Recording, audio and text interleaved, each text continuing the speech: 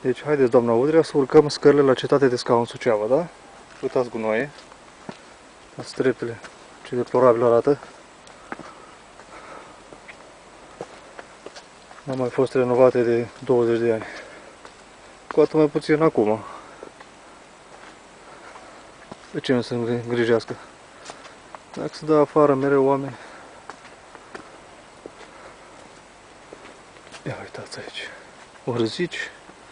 Cât cuprinde, cam Pampas.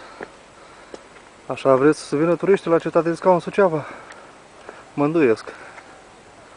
Ia uitați aici. Ia uitați aici ce splendoare de urzici. Poți da peste o bouă aici. Da.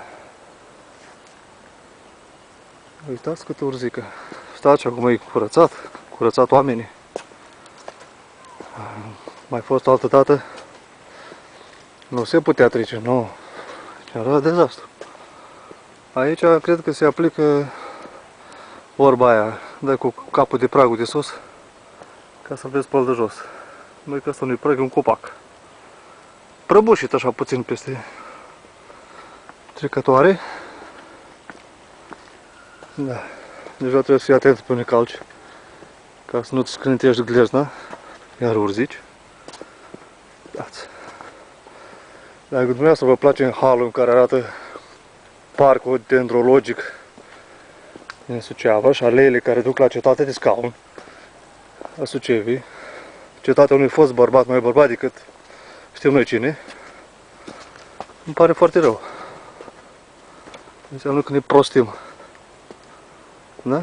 Uitați aici.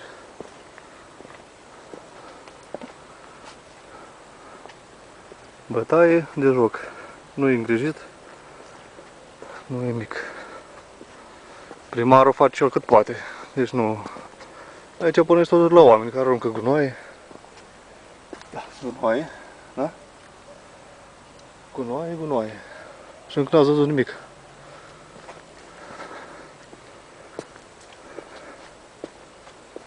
Da. Deci de bandadă totală. Cam asta e, doamna Udrea. Deocamdată.